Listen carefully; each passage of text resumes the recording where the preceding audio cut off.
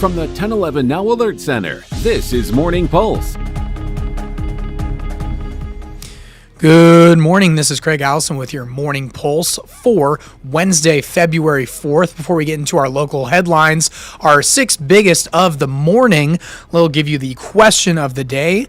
Here it is. You'll spend close to 40 hours a year staring at this. What is it? I myself said traffic lights. It always feels like an eternity, but the answer this morning was refrigerator. So if you want to put in your guesses and have them read out on air, be sure to head over to the 1011 Facebook page where we choose off guesses to be read off during the morning show and the answer at the end of 1011 this morning. But that being said, let's get you the six biggest headlines from this morning, starting things off with our first story. It's a case we've been following closely for over the past week. A pregnant woman, Hannah Neville, and her husband, Roberto Tanner, disappearing. Hannah's car found engulfed in flames in Lincoln just a day after they were both last seen. Authorities tell us they believe both were murdered, but much of the information needed to move forward with the investigation, including the location of the couple, still being pieced together. Lincoln police say they're using digital evidence, tips, and statements to help find areas of interest. One of those areas of interest just north of Malmo. It's where law enforcement spent much of yesterday searching. Records show Tanner lived in the area, and sheriff's deputies from Saunders, Lancaster, York, and Polk were also out there to assist officers in the search.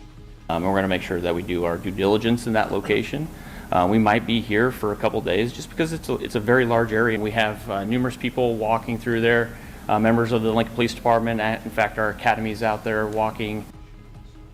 Now, the two that you could see here who have been arrested in connection to the case are Tanner's half-brother, 24-year-old Sterling James, and his wife, 22-year-old Sadie Titus. LPD says they'll continue searching for the bodies of Neville and Tanner.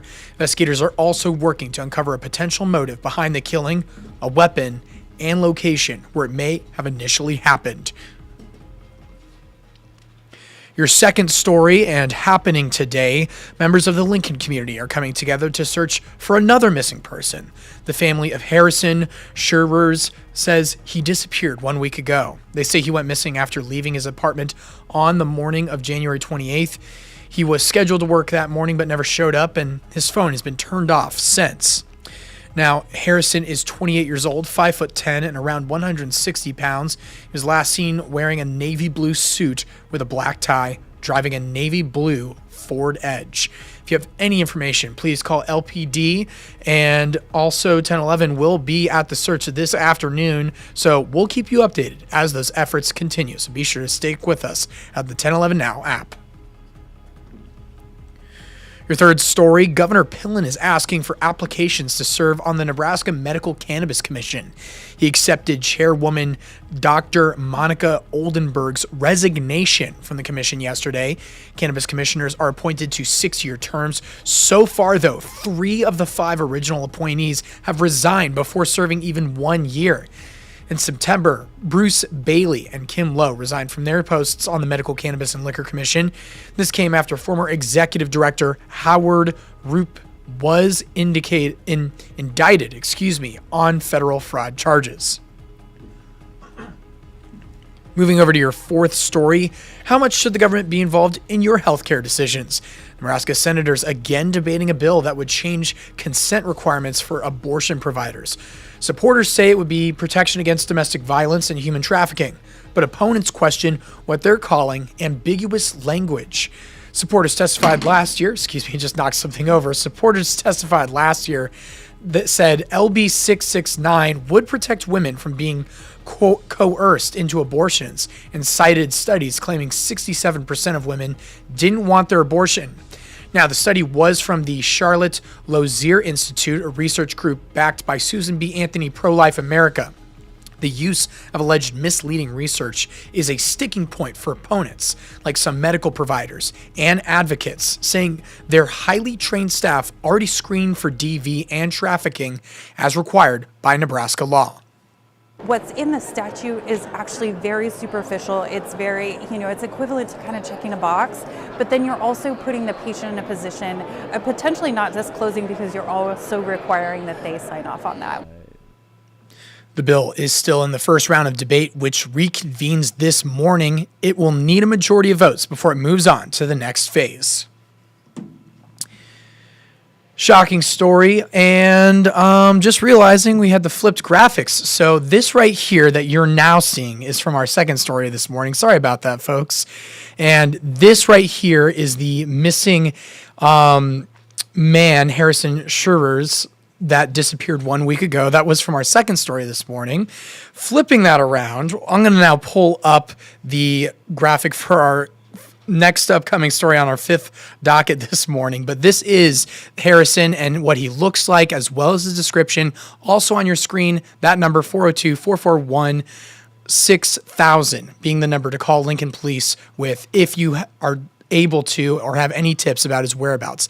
Now, sorry about that. We're now flipping things over to this crazy story that you may have already heard about and you've already seen on your screen for those of you watching this morning. This happened. 70 cats have been removed from a Northeast Lincoln home after an annual inspection.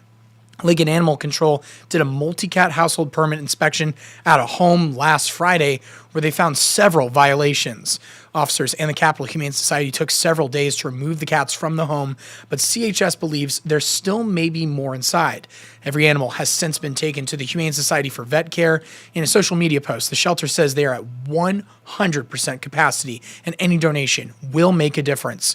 We'll be speaking with the Humane Society later this afternoon about how they're dealing with this sudden surge of intakes.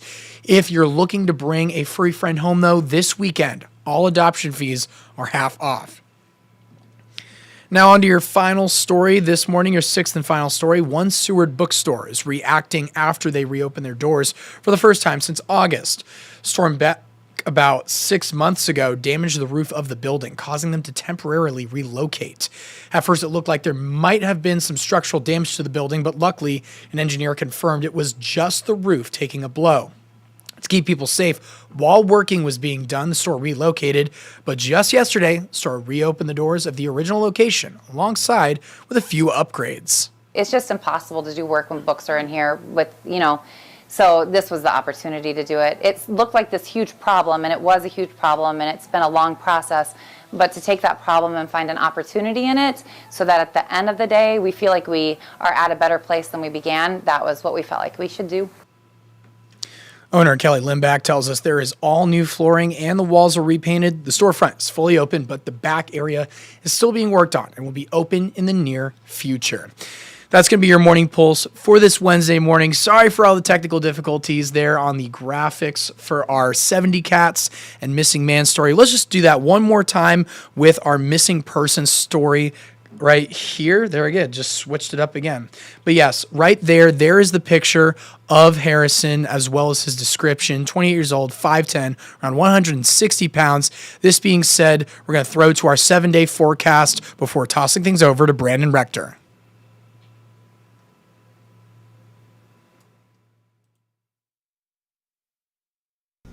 Good Wednesday morning, meteorologist Brandon Rector with you in the 1011 Severe Weather Center.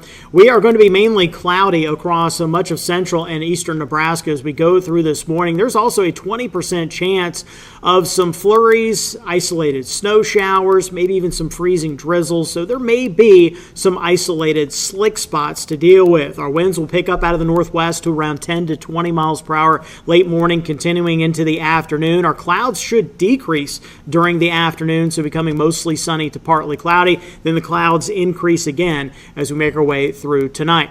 Temperatures at noon in the low 30s to mid 40s. Will be in the mid 30s to low 50s at 4, and by 8 this evening in the mid 20s to upper 30s. In Lincoln for today, warming up to 37, which is what we average for high temperature on February 4th. There is that small chance of some precipitation through the morning.